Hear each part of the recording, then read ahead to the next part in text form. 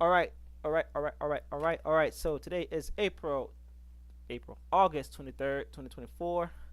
So my levels for ES were as followed. Yeah. All right. So we were making a higher high on the daily, an uptrend. As you can see, very nice, beautiful uptrend. Price moving up. We came up to an area where we rejected previously that I had marked, and then I went to the this here since we broke it, kind of retested. So I went here to adjust where the stoppage was, because I believe was part of this here where I got it, and then our next levels are up and above. So I'll probably just move some of. I'll leave them, whatever. I will deal with them when that time comes. So I was saying that there was probably some more room for upside, but we still had some strong selling here. As you can see, price came back to it and did its thing, right? So let's see how I could have capitalized on any of this. So when the market opened here, we kind of shot straight up. We never hit this level here and we moved up, so I thought that was very unusual. Powell was speaking at 10 o'clock today, so I wasn't too interested in taking any trades at all. As you can see, the minute he went and opened his mouth, stock started just doing some crazy stuff. I was considering taking a short right around here. We had a nice candle type that I like, but I couldn't figure out how to make a up channel that would benefit me. Let's mess with this for right now. Let's see how that looks. And maybe this. I couldn't create an up channel that would truly benefit me to work with the ideas of how I trade, but I would have wanted to enter it here on this candle, rejecting these highs here. You can see we have some strong selling. Buying wasn't as strong here, and we're in our supply zone, and then looked like we had some more selling again. So let's go to our 1 minute and backtrack a little bit. Here we are. So I would have had to, let's remove the oval now. I would have had to try to force an idea, and I didn't want to do that because it was not smooth. You know, what time is this? This is 10:25. What is it? 10:30. So this would have been, the entry would have been from this candle here,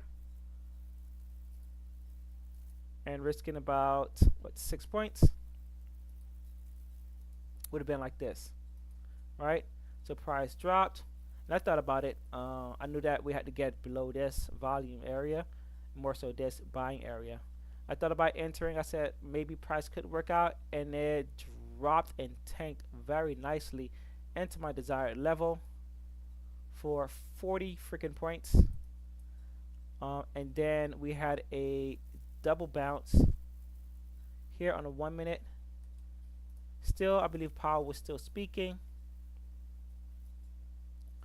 But we had a nice spike and then another spike up right here. Could have created a channel like this.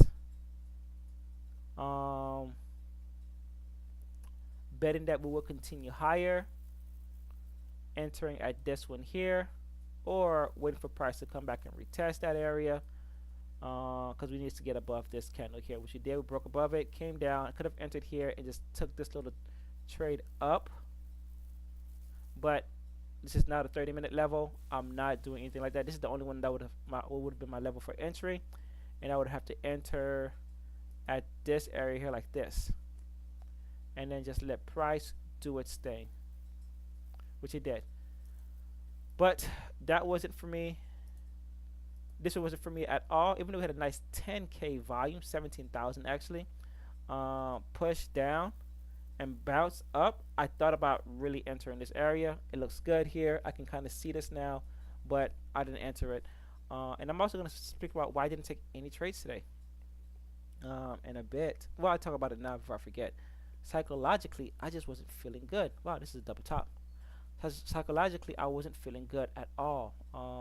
Mentally, I just felt like I wasn't cognitively able to actually take a trade properly. I don't know what was going on, where my focus level felt like crap, and I really felt like I didn't have the confidence to take a trade. Even though I knew that these stuff were set up, I saw this setup, I didn't take it.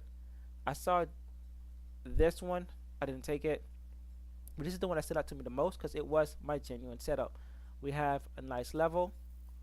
We are rejecting this area up here again, and I noticed that we broke it right here. And I said, oh, this would be a nice entry. Exactly what I said. Wow, this would be a nice entry. And this here, 10 points. So I would have went maybe 5 micros. Maybe that's what it is. I just couldn't properly think properly.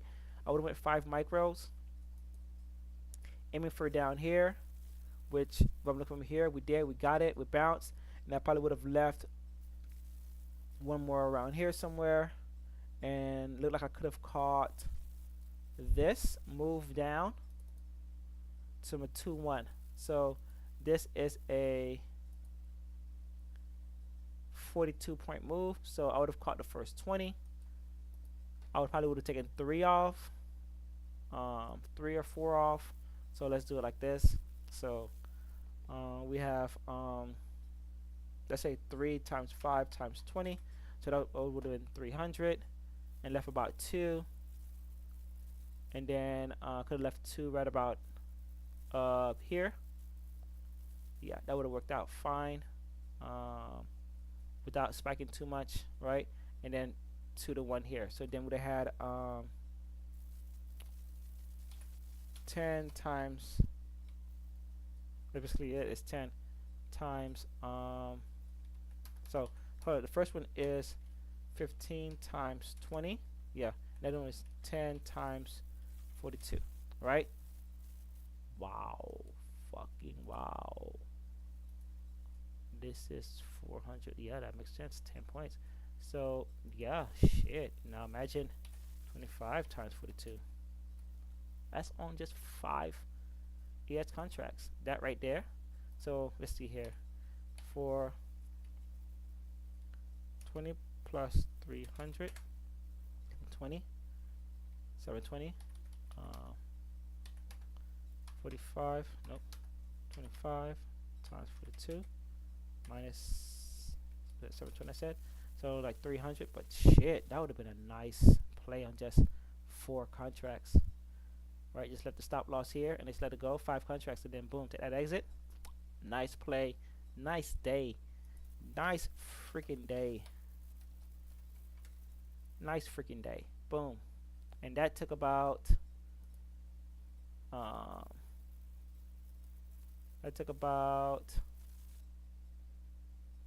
1 hour.